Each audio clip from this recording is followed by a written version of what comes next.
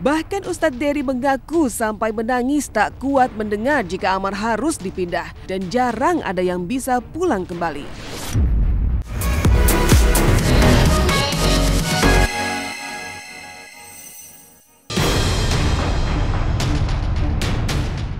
Amar hancur lebur dipindah ke Nusa Kambangan. Iris Bella menuai bahagia anniversary 1 tahun pernikahan dengan Haldi Sabri.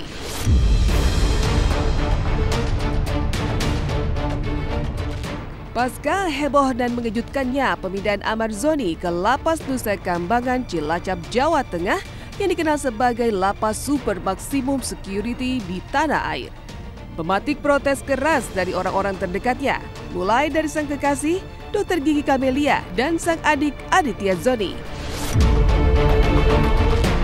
Ya, mereka kompak memprotes pemindahan Amar ke Nusa Kambangan serta pelabelan Amar sebagai napi berbahaya yang saat pemindahan sampai ditutup matanya hingga dirantai tangan dan kakinya. Bahkan Ustadz Dery mengaku sampai menangis tak kuat mendengar jika Amar harus dipindah dan jarang ada yang bisa pulang kembali.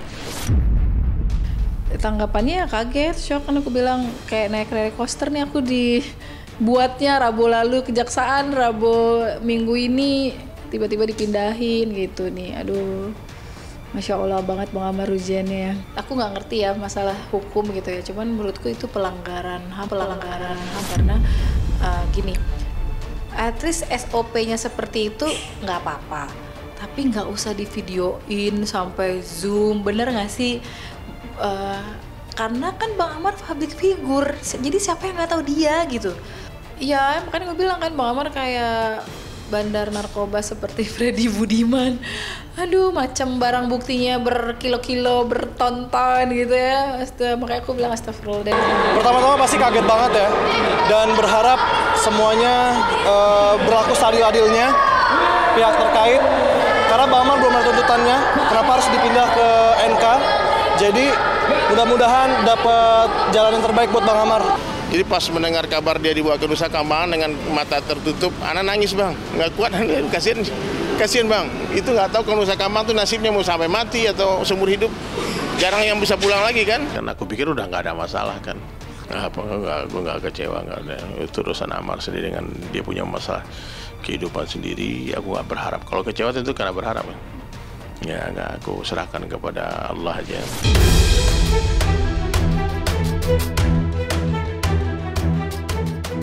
Sebagai upaya pembelaan terhadap Amar Zoni, Ustadz Dery yang pernah bertemu langsung dengan Amar di Salemba serta menerima surat yang berisi curhatan Amar dari Dr. Camelia berinisiatif meminta bantuan kepada pengacara kondang Hotman Paris Hutapea untuk membantu Amar.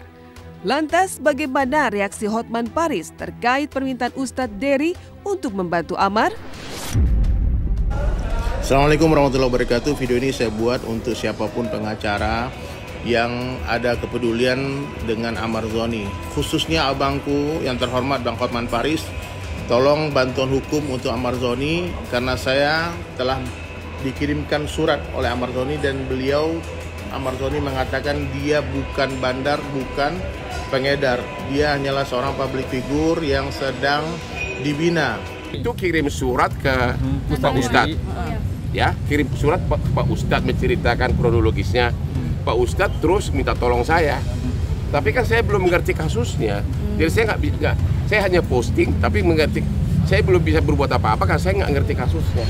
Panjang keputusan pengadilan yang ya ibaratnya belum ada memutuskan dia secara terang benderang dan meyakinkan melakukan itu, ya janganlah kasus ini. Ayolah kita tempatkan aja dulu secara proporsional, jangan dibesar-besarkan, jangan dijustifikasi seolah-olah kan Amar ini sebagai pengedar bandar narkoba kelas kakap gitu loh, bandar narkoba kelas kakap gitu loh.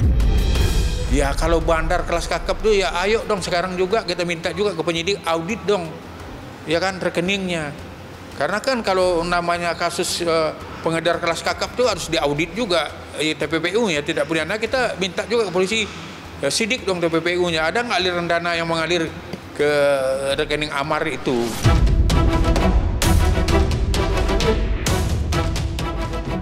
Selama ini, Nusa Kambangan memang menjadi lapas yang paling menakutkan di tanah air.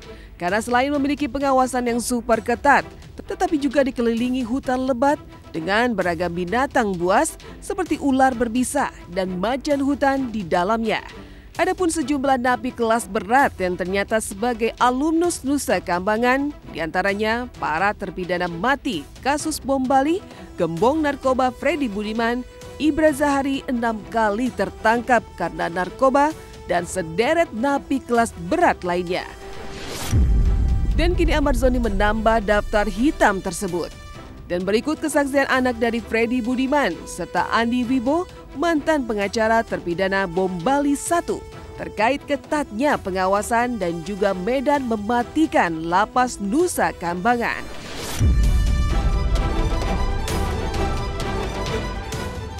Ke Nusa Kambangan untuk nemenin papa tuh di 3 hari terakhir. Ya memang kalau Nusa Kambangan itu kayak yang dibicarakan orang kan memang jadi lapas yang paling serem ya. Ya itu sih bisa aku bilang itu memang itu serem banget sih memang. Serem banget sih memang.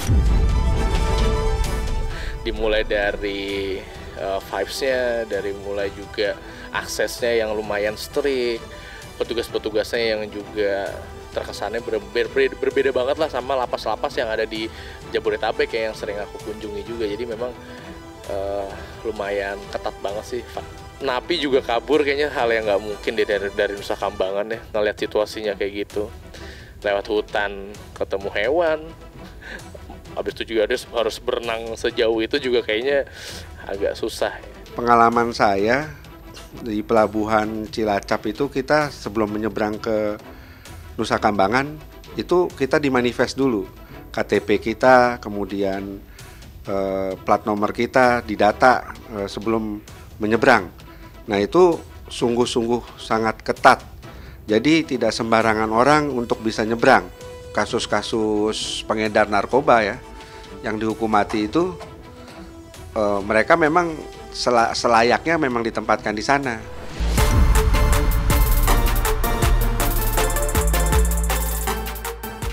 Sementara itu, bertolak belakang dengan nasib Ahmad Zoni yang kian terpuruk, sang mantan istri Iris Bella justru terus dinaungi kebahagiaan dan gelimang kekayaan pasca dinikahi pengusaha kaya raya Haldi Sabri.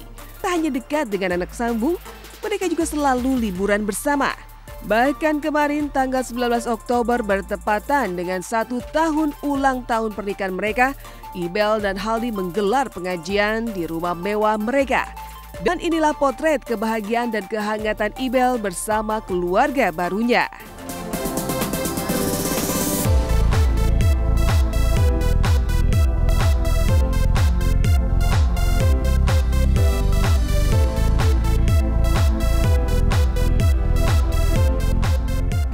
Ya yang penting itu bisa membahagiakan gitu, bisa untuk masa depan yang lebih baik gitu, saling support. Jadi ya pastinya pengen lebih baik gitu, sama-sama lebih baik ke depannya.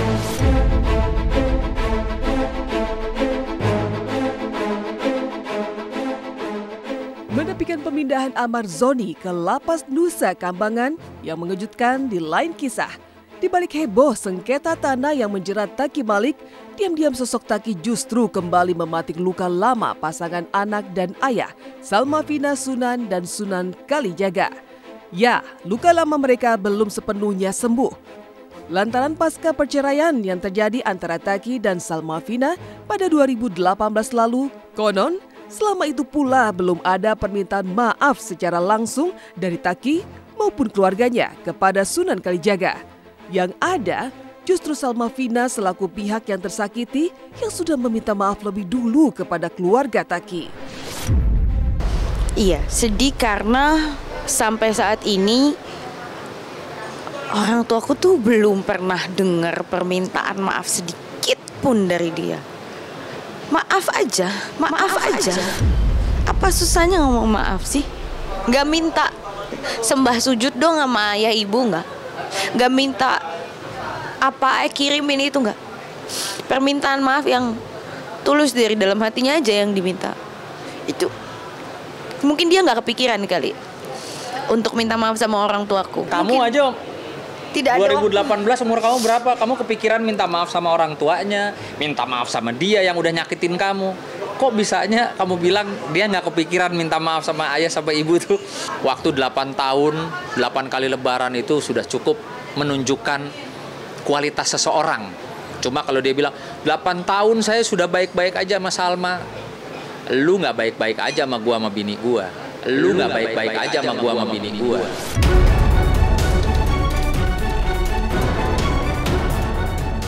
Benarkah berkaca dari perilaku Taki balik yang tanpa itikat baik selama bertahun-tahun, maka Sunan pun memastikan jika pintu maaf telah tertutup rapat-rapat untuk mantan menantunya itu? Dan benarkah Sunan juga melarang Salma Vina membantu Taki untuk kedepannya setelah sebelumnya Taki sempat memamerkan chat dengan Salma Vina yang diakui Taki hubungannya dengan Vina baik-baik saja? Saya kaget banyak sekali yang mengirimkan kepada saya terkait dengan postingannya TM, ya.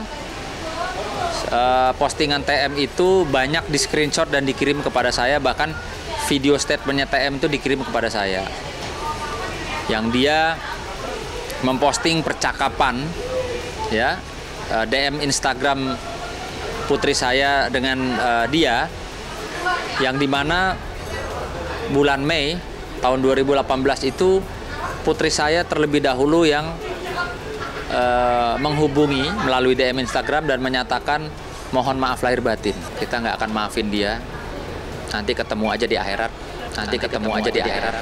dan kamu janji ya nggak ada mau dia sujud sama kamu minta tolong hal apa, nggak ada, ayah nggak izinin. Saya marahin dia, ngapain orang kayak gitu ditolongin, ditolongin.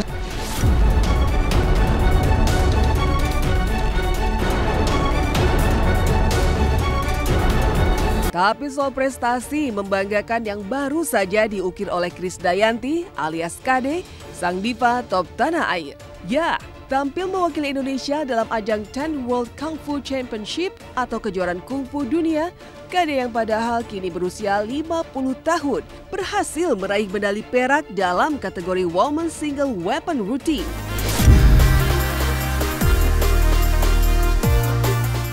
Prestasi ini sontak memetik kebanggaan tidak hanya pada lingkup keluarga, tetapi juga pada banyak pihak.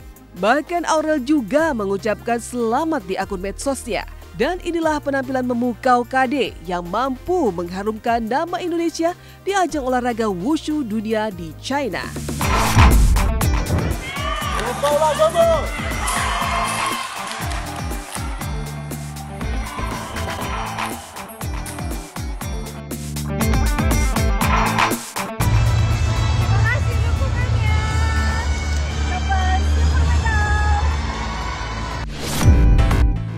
Ya, sebetulnya Wushu Federation International ini kan memang pertandingan dunia dan di tempatnya original, ya kan, di China gitu. Keren banget, luar biasa ya. Iya, malah mau turun Nelly Cahya. Turun ini lomba internasional.